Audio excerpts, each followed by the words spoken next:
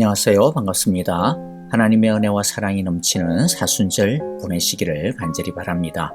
우리 오늘 예배를 드리면서요, 하나님 앞에 우리 시를 통하여 기도를 올려드렸으면 좋겠습니다. 당신 앞에서 나를 발견한 날, 난 세상을 다 얻은 것 같았지. 눈물을 흘리다 웃기도 했지. 나의 밑바닥을 보면서 부끄럽기도 했지. 너무 큰 당신 앞에서 나는 보이지 않았지. 위로부터 내리는 은총, 흰 눈같이 내 빈잔에 소복히 쌓이고 있었지. 당신 앞에서 나를 발견한 날, 벅찬 기쁨 안에 있었지. 피었다 지는 들꽃같이 허망한 인생길에서 부서지는 파도같이 잡을 수 없는 날들이었는데, 귀하다 하시는 당신, 굳은 맘 소나기처럼 젖어가고 있었지. 당신 앞에서 나를 발견한 날. 신호철.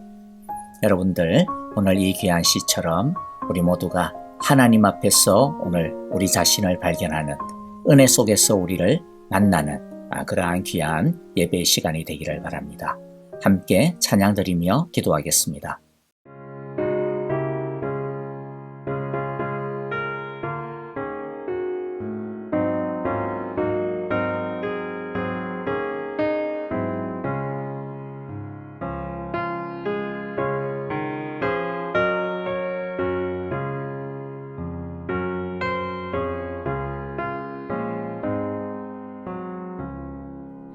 주 날개미 내가 편안히 쉬네.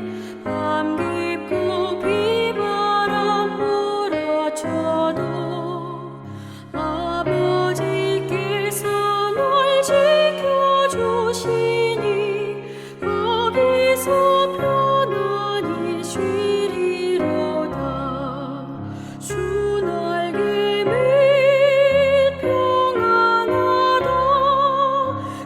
사랑 끈을 짜니뇨.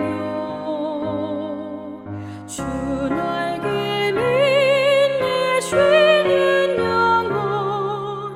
영원히 거기서 살리. 주 날개미 나의 피난처 되니 거기서 쉬기를 원하노라. 세상이 나를 위로지 못하나 거기서 평화를 누리리라. 주 날개미 평안하다. 그 사랑 끈을 짜니뇨. 주 날개미 내 쉬는 영원히 거기서 살리.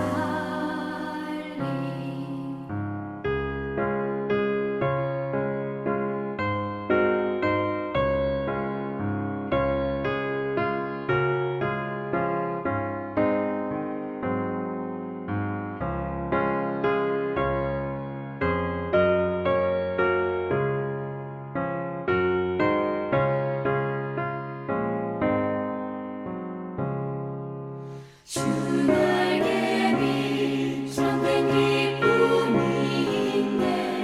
고달픈 세상 길 가는 동안 나 거기 숨어 돌보심을 받고 영원한 안식을 얻으리라.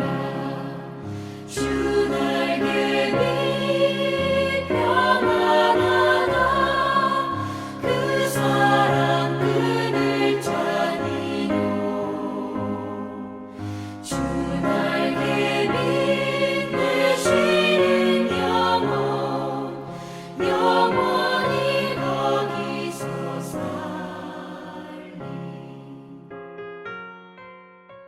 자, 이제 오늘 우리에게 주시는 하나님의 말씀을 읽겠는데요. 오늘 강해는 1절부터 11절까지의 내용을 중심으로 하도록 하겠습니다. 영상을 통해 함께 한 절씩 교독하겠습니다. 1절을 읽겠습니다. 제2장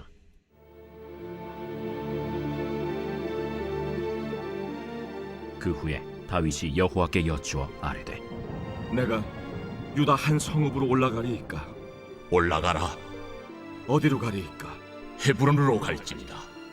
다윗이 그의 두 아내 이스라엘 여인 아히노암과 갈멜 사람 나발의 아내였던 아비가일을 데리고 그리로 올라갈 때에 또 자기와 함께한 추종자들과 그들의 가족들을 다윗이 다 데리고 올라가서 헤브론 각 성읍에 살게 하니라. 유다 사람들이 와서 거기서 다윗에게 기름을 부어 유다 족속의 왕으로 삼았더라. 어떤 사람이 다윗에게 말하여 이르되 사울을 장사한 사람은 길르앗 야베스 사람들이니이다. 다윗이 길르앗 야베스 사람들에게 전령들을 보내 그들에게 이르되 너희가 너희 주 사울에게 이처럼 은혜를 베풀어 그를 장사하였으니 여호와께 복을 받을지어다. 너희가 이 일을 하였으니 이제 여호와께서 은혜와 진리로 너희에게 베푸시기를 원하고 나도 이 선한 일을 너희에게 갚으리니 이제 너희는 손을 강하게 하고 담대히 할지어다. 너희 주 사울이 죽었고 또 유다 족속이 내게 기름을 부어 그들의 왕으로 삼았음이니라. 사울의 군사령관 넬의 아들 아브넬이 이미 사울의 아들 이스보셋을 데리고 마하나임으로 건너가 길르앗과 아술과 이스라엘과 에브라임과 베냐민과 온 이스라엘의 왕으로 삼았더라. 사울의 아들 이스보셋이 이스라엘 왕이 될 때에 나이가 40세이며 2해 동안 왕위에 있습니다. 유다 족속은 다윗을 따르니 다윗이 헤브론에서 유다 족속의 왕이 된 날수는 7년 6개월이더라. 우리가 함께 읽어봤듯이 이 장에는 두 왕이 세워지는 것을 보게 됩니다. 남쪽 헤브론에서는 다윗이 유다 족속들의 왕이 되고요. 요단강 동편에서는 사울의 아들 이스보셋이 아버지를 이어 왕이 됩니다. 하지만 세워지는 과정은 완전히 다릅니다. 그와 같은 과정은 두 왕국이 무엇에 기초를 하고 있는지, 무엇에 의해서 움직이고 있는지, 무엇이 진짜 그 왕국의 중심인지를 보여줍니다. 다윗이 유다 족속의 왕이 되는 과정을 중심으로 살펴보겠습니다. 1절에 보면요. 이런 일이 일어난 뒤에 다윗이 주님께 제가 유다에 있는 성읍으로 올라가도 되겠습니까? 하고 여쭈었다. 주님께서 그에게 올라가라고 하셨다. 다윗이 다시 여쭈었다. 어느 성읍으로 올라가야 합니까? 주님께서 헤브론으로 올라가라고 알려주셨다. 자, 이런 일이 일어난 뒤에라고 하는 말은 블레셋과 이스라엘 간의 전쟁, 길보아산 전투 이후, 즉 사울 왕과 요나단이 죽고 난 다음을 말하는 것이 되죠. 사울 왕이 죽고 난 다음 지금 이스라엘은 왕자리가 비어 있습니다. 보통 나라 같으면 왕이 죽으면 바로 왕자가 왕위를 이어받든지 만일 왕자가 없으면 제일 가까운 형제 중에서 혈통으로 왕위를 이어받게 됩니다. 하지만 이때 이스라엘 왕국은 독특합니다. 이때는 자동으로 아들이 왕을 계승할 수 있는 법이 없었습니다. 사울 왕이 죽었다고 해서 사울에 남아있는 아들이 자동적으로 왕이 될 수 있는 게 아니라는 것이죠. 이스라엘은 최종적으로 하나님이 왕을 세워주셔야 하는데 하나님은 이때만 해도 혈통을 따라 왕위를 잇게 하는 법을 주시지 않았습니다. 하나님은 또 일찍이 사울 대신 다윗을 왕으로 세우겠다고 기름 부어 주셨습니다. 그리고 사울 왕 다음으로 왕이 될 사람으로 하나님께서 다윗을 선택했다라고 하는 것은 당시 이스라엘 가운데 널리 퍼져 있었습니다. 사울 왕도 그것을 인정할 정도였으니까 암묵적으로 다 아는 내용이었습니다. 그리고 일반 백성들도 다윗이 왕이 되었으면 좋겠다라고 생각을 했고요. 3장에 보면 알겠지만은 다윗을 왕으로 삼으려고 했던 여러 움직임들이 아주 광범위하게 일어나고 있었던 것을 보게 됩니다. 그래서 어떻게 보면 다윗이 그냥 왕 하겠다라고 났으면 뭐 다 되는 것처럼 보였습니다. 정통성과 명분, 그리고 백성들의 이 여론의 지지, 모든 것들이 다윗의 편이었습니다. 그런데 다윗은 어떻게 합니까? 다윗은 이제 내가 왕이다 뭐 그러면서 전부 모든 군사들 수도로 진군하자 뭐 이렇게 하지 않았습니다. 아무리 모든 정황과 힘이 자신에게 쏠려 있다 하더라도 다윗은 그것에게 자신을 맡기지 않았습니다. 다윗은 서두르기보다는 하나님께 하나하나 하나님의 뜻과 계획을 묻습니다. 일반적인 상식이나 세상적인 판단으로 보면 지금 다윗의 행동은 너무나도 느립니다. 안일해 보입니다. 왜냐하면 이때는 지금 신속하게 정권을 차지하는 것이 누가 빨리 차지하는 것이 중요한 거잖아요. 그렇죠? 하지만 다윗은 자신이 왕자리를 빨리 차지하는 것보다 더 중요한 것이 있다고 생각했습니다. 그것은 바로 하나님의 허락이었습니다. 자, 그러면 다윗은 왜 빨리 서두르지 않고 한 템포 늦춰가면서 하나님께 묻고 하나님의 계획을 기다리고 있었을까요? 여기에는 두 가지 이유가 있을 겁니다. 하나는 이스라엘 전체의 유익을, 하나님 나라의 유익을 먼저 생각했기 때문입니다. 비록 자신이 하나님으로부터 일찍이 기름 부음을 받았고 또 많은 이스라엘 사람들이 자신을 왕으로 추대하려고 하는 움직임이 있기는 하지만, 그러나 그렇지 않은 세력들도 있거든요. 자신을 반대하고 자신을 또 두려워하고 있는 세력들도 무시할 수가 없다라는 거죠. 아무리 이스라엘이 일반 왕국과는 달리 아직 왕위 세습이 정해지지 아니하였다 하더라도, 그리고 이미 그동안 40년 동안 정권을 잡고 있었던 이 구세력권을 무시할 수만은 없는 겁니다. 이들의 마음과 인정을 받지 않은 채 무조건 급하게 왕위만을 차지하려고 한다면 어떤 일이 벌어지겠어요? 뭐 눈에 불 보듯이 뻔하죠. 나라는 극심한 분열과 치열한 내전 상태에 빠지게 되게 될 겁니다. 물론 반대로 이 사태를 빨리 수습하지 아니하면 역시 혼란이 일어나게 될 겁니다. 여기서 다윗은 최대한 민심을 얻는 쪽으로 선택을 합니다. 특히 자신을 이미 지지하고 있는 그러한 사람들의 마음도 중요하지만은 무엇보다 자신을 아직 인정하지 않고 있고 또 두려워하고 있는 사람들의 마음을 얻는 것, 그들의 마음을 얻어서 나라를 하나로 뭉치게 하는 것을 가장 중요한 과제로 본 것이죠. 그것이 바로 왕이 해야 되는 가장 중요한 일이라고 보았습니다. 빨리 왕이 되어 왕권으로 막 억누르는 것이 아니라 마음을 얻어 왕의 자리에 오르는 것이 이스라엘의 왕이 가야 되는 길이라고 그런 생각한 것이죠. 자신의 유익보다 공동체의 유익을, 자신의 이익보다 하나님 나라의 유익을 우선순위에 둔 결정이었습니다. 저와 여러분들도 누구의 유익이, 물론 나의 유익, 우리 자신의 유익도 참 귀합니다. 그러나 그것보다 더 중요한 것은 하나님 나라의 유익이라고 하는 것을 우리 모두가 잊지 않기를 바랍니다. 둘째는 하나님의 허락이 필요했기 때문이었습니다. 방금도 말씀드렸듯이 지금 다윗이 처한 상황은 어떤 것이든지 혼란과 어려움은 피할 수가 없는 그러한 상황입니다. 문제는 무엇을 선택하느냐의 문제인 거죠. 다윗은 여기서 자신의 생각이나 판단이 아니라 또 자기를 지지해주는 그룹의 생각이나 그들의 유익이 아니라 하나님이 무엇이라고 말씀하시는가, 그것을 따르고자 했습니다. 반면에 이스보셋의 나라는 어떻게 세워집니까? 하나님과는 상관없이 세워집니다. 8절에서 9절을 보면 아브넬이 세우는 것으로 이제 나오게 되는데요. 나중에 알겠지만 아브넬은 하나님께서 다윗을 왕으로 세우셨다라는 것을 이미 잘 알고 있었습니다. 그래서 사무엘하 3장 9절에 보면 아브넬이 이렇게 말하거든요. 주님께서 이미 다윗에게 약속한 것이 있습니다. 이제 저는 다윗 편을 들어서 하나님의 뜻대로 하겠습니다. 그렇게 하지 않는다면 하나님이 이 아브넬에게 벌을 내리시고 또 내리셔도 좋습니다. 그건 뭐예요? 이미 아브넬을 알고 있다라는 거죠.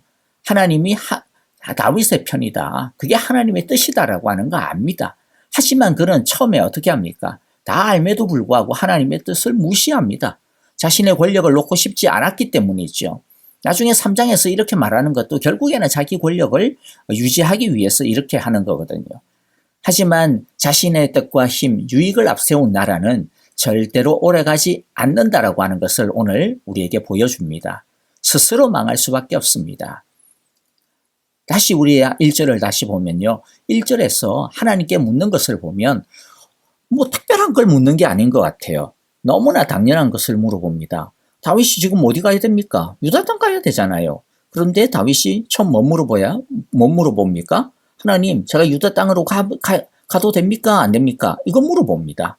이미 하나님께서 가라고 옛날부터 하셨는데, 여러분, 근데 이러한 다윗의 이 기도, 다윗의 질문은요, 우리가 하나님께 무엇을 기도해야 하는지, 또 어떤 자세로 기도해야 되는지에 대해 굉장히 중요한 것을 가르쳐 주고 있습니다. 다윗의 믿음이 얼마나 디테일한지를 보여주고 있습니다. 간혹 보면 기도에 대해서 좀 잘못된 고정관념을 가지고 있는 것을 보게 되는데요. 기도는 좀 고상한 것이나 좀 중요한 것을 해야지 너무 사소한 거 그런 거 기도하면 너무 이상한 거 아닌가라고 하는 생각 말입니다. 물론 중요한 것은 당연히 하나님의 허락을 받아야죠. 그러나 기도는 어떤 것 이상만 기도해야 된다. 나머지는 알아서 하면 된다. 그런 것 없다라는 겁니다. 오히려 아주 사소한 것, 아주 작은 것, 당연한 것까지도 내가 생각할 수 있고 내가 판단할 수 있는 것까지도 하나님께 묻는 것, 그게 기도라는 거죠. 물론 그렇다고 해서 여러분들 이것을 또 오해하면 됩니다. 반대로 그럼 우리는 아무 생각도 하면 안 되고 아무 판단도 하면 안 된다. 무조건 하나님의 뜻이 있어야만 된다. 하나님의 음성을 들어야 된다. 그런 뜻이 아닙니다. 하나님께서 우리에게 지성과 학습과 경험을 주신 이유가 무엇이겠습니까? 우리 스스로 판단하라고 하신 거죠. 우리 스스로 생각하라고 주신 겁니다. 상식적으로 판단할 것 상식적으로 하면 되는 거죠. 그런데 우리가 그렇게 스스로 판단하고 생각할 때 아무리 우리 스스로 판단하고 그렇게 해도 된다고 하더라도 그것이 하나님 안에서 해야 한다라는 것이죠. 그러할 때도 거기에 하나님이 들어가 있어야 한다라는 것입니다. 예를 들어서요, 어떻게 보면 좀 극단적인 예일 수 있는데 이런 생각을 해봅시다. 아침에 오늘 무슨 옷을 입고 갈까? 그런 것들을 한번 생각한다고 봅시다. 당연히 스스로 생각하고 판단해야죠. 애도 아닌데. 그것을 가지고 여러분 굳이 금식기도까지 할 필요는 없습니다. 하지만 그러한 것도 생각하고 판단할 때도 유행만 생각하지 말고 몸매만 생각하지 말고 뭐예요? 하나님, 오늘 제 스케줄상, 제 컨디션상 어떤 옷이 좋을까요? 그렇게 하나님께 같이 묻는 거죠. 생각하면서 하나님께 묻는 겁니다. 하나님께 물으면서 생각하는 것이죠. 그렇다고 해가지고 갑자기 하늘에서 빨간 옷을 입어라 무슨 그런 음성이 들리거나 그렇게 하지는 않을 겁니다. 물론 그럴 수도 있겠지만 말이죠. 그러나 대부분은 우리가 이런저런 것들을 고려해서 생각하게 되고 판단하게 될 겁니다. 하지만 우리가 생각하고 고려하고 판단하는 그때 우리가 하나님께 기도하고 하나님께 물었을 때는 뭐예요? 성령님께서 우리의 생각과 판단을 지켜주시고 우리의 그 아이디어 속에 성령님께서 함께 해주신다라고 하는 사실입니다. 그래서 아무쪼록 생각할 때 하나님과 함께 생각하는 것, 판단할 때 하나님과 함께 판단하는 것, 하나님 안에서 생각하고 하나님 안에서 판단하는 것, 그리고 또 그것이 아주 자연스럽게 되어지는 저와 여러분들의 삶의 모습이 되어지기를 간절히 바랍니다. 다음 장면을 계속 보겠습니다. 1절 계속 우리가 보고 있는데요. 1절에 보니까 하나님은 다윗에게 어디로 가라고 합니까? 유다 땅으로 가라. 유다 땅 중에서 어디로요? 헤브론으로 가라고 합니다. 이것은 좀 이상한 명령입니다. 이스라엘의 왕이 되려면 지금 헤브론이 아니라 빨리 사울의 궁전이 있는 기브아로 진군하든지 아니면 당시 신앙의 중심지인 길갈로 가든지 해야죠. 거기가 또 이스라엘의 중심지니까요. 그런데 헤브론은 이스라엘 땅 중에서도 남쪽 변방입니다. 그리고 헤브론은 무슨 요새 지역도 아니고 헤브론은 무슨 평야도 아닙니다. 광야거든요. 헤브론은 거기에서 이렇게 자기를 보호해 줄 수 있는 땅도 아니고 그리고 어떤 생산이 많아가지고 많은 사람들이 거기에서 수도 역할을 할 수 있는 곳도 아닙니다. 그런데 왜 헤브론으로 가라실까요? 그리고 거기서 왜 하나님은 7년 반이나 머무르게 하실까요? 우리는 그야말로 예나 지금이나 빨리빨리에 물들어 있는 것 같아요. 빨리 왕이 되어야 되고 빨리 정권을 장악해야 되고 빨리 왕으로서 업적을 내야 되고 빨리 적응해야 되고 빨리 세상에서 성공해야 되고 그런데 하나님은 빨리 왕이 되는 것보다 왕으로 잘 준비되는 것이 더 중요하다고 보시는 것입니다. 기초를 튼튼히 다지는 것이 더 중요하다고 보시는 것이죠. 헤브론은 하나님의 언약의 중심지입니다. 헤브론은 아브람과 이삭과 야곱과 또 요셉과 초기 그들의 조상의 신앙의 중심지요. 삶의 중심지입니다. 그리고 거기에는 아브람과 이삭과 야곱의 무덤이 있습니다. 헤브론은 아브라함이 하나님의 말씀을 쫓아 가나안으로 들어가서 여호와께 단을 쌓은 곳입니다. 결정적으로 중요한 것은 헤브론에 가족 무덤이 있죠. 그런데 그 무덤은 어떤 곳입니까? 바로 아브라함이 약속의 땅에서 얻은 유일한 소유지였습니다. 그러니까 헤브론은요, 아브라함과 이삭과 야곱의 하나님, 그 언약의 중심지인 거죠. 그 언약의 진수가 녹아져 있는 땅입니다. 하나님은 그곳에서 하나님과 맺었던 이 언약의 정신을 다윗이 다시 다시기를 원하신 것입니다. 아브라함과 이삭과 야곱이 가지고 있었던 그 믿음을 다윗이 그곳에서 다시 확인하고 재정비하기를 원하신 것이죠. 오직 믿음 하나만 가지고 하나님만 바라보고 나그네처럼 살았던 아브라함의 믿음을, 이삭의 믿음을, 야곱의 믿음을, 요셉의 믿음을 가지기를 원하신 것입니다. 다윗이 훗날에 하나님의 마음에 흡족한 왕으로 참으로 지낼 수 있었던 것은요, 10여 년에 이르는 광야 생활의 고난, 그리고 7년 반의 이 헤브론에서의 신앙의 터다지기에 이 시간이 기초가 되었기 때문이죠. 반면에 이스보셋은 어떻게 행동합니까? 이스라엘 본토를 버리고 그들은요, 요단강 동편으로 옮깁니다. 이것은 철저하게 자신들의 안전과 유익을 고려한 계산에 따른 것입니다. 물론 요단강 동편도 이스라엘 땅이지만은 그러나 중심지는 가나안 땅 요단 서편입니다. 그런데 그들은 요단 서편을 버리고 요단 동편으로 옮겨갑니다. 왜냐하면 요단강을 경계로 그 요단강이 이 경계선이 되어져서 자신들을 안전하게 지켜줄 것이라고, 자기들을 유리하게 해줄 것이라고 판단했기 때문입니다. 하지만 아무리 요단 동편에 가 있어도 그들은요, 결국에는 자중질환에 빠져가지고 스스로 망하게 되는 것을 내일 우리가 다음 월요일 날 우리가 3장을 통해서 보게 되어질 것입니다. 말씀을 마무리합니다. 여러분, 내 유익만 쫓지 않고 하나님 나라의 유익을 추구할 때 나의 나라도 함께 든든하게 세워져 간다라고 하는 것을 기억합시다. 내 판단과 생각만 쫓지 말고 생각하고 판단할 때 작은 것 하나라도 하나님 안에서 하나님의 뜻을 구하고 하나님 안에서 생각하고 하나님 안에서 판단하는 우리 모두가 되어지기를 바랍니다. 그럴 때 주의 뜻이 이루어질 것이며 뿐만 아니라 내 뜻보다도 더 온전하게 이루어 주시는 하나님의 뜻이 나의 뜻을 더 온전케 해 주실 것입니다. 서두르는 것이 능사가 아닙니다. 헤브론으로 가야 합니다. 그곳에서 하나님을 만나야 합니다. 하나님의 말씀의 틀을 굳게 다져야 합니다. 저와 여러분들이 무엇보다도 하나님의 말씀의 터 위에 굳게 서는 귀한 믿음의 사람들 다 되시기를 간절히 바라고 기도합니다. 이제 오늘 우리 함께 오늘 주신 말씀 생각하면서요, 우리 함께 찬송하면서 기도하도록 하겠습니다. 교회를 위하여 기도합니다. 내일 주일 예배입니다. 주의 은혜가 넘치게 하소서 기도해 주시고요. 내일은 안수집사 최종 공천을 위한 확대 재직회 청지기 모임이 있죠. 여러분들 하나님의 귀한 일꾼들 주께서 세워주시기를 우리 함께 기도하고요. 또 우리 형제자매들을 위하여 기도할 때 우리가 이번 주에 좀 기도했던 이동순 권사님 계시죠? 네, 이동순 권사님께서 어제 하나님의 부르심을 받아 하나님의 품에 안기셨습니다. 우리 슬픔을 당한 우리 이영록 장로님, 이유미 권사님 가정을 위하여서 여러분들 기도해 주시고요. 또 모든 장례 절차 가운데 하나님의 은혜와 소망이 가득 넘치도록 여러분들 함께 기도해 주시기를 바랍니다. 아프신 성도님들 있습니다. 특별히 지수영 집사님, 주께서 능력에 능력을 더하시사 그 암덩어리를 고쳐주소서라고 우리 함께 기도해 주시기를 바라고요. 세상을 위하여 기도할 때 우크라이나에 평화를 주소서, 튀르키예와 시리아의 대지진 가운데 있는 고통 가운데 있는 그 땅을 주님께서 고치시고 긍휼로 베풀어 주옵소서. 우리 함께 이렇게 기도하시고 우리 찬양 드리면서 우리 기도하겠습니다.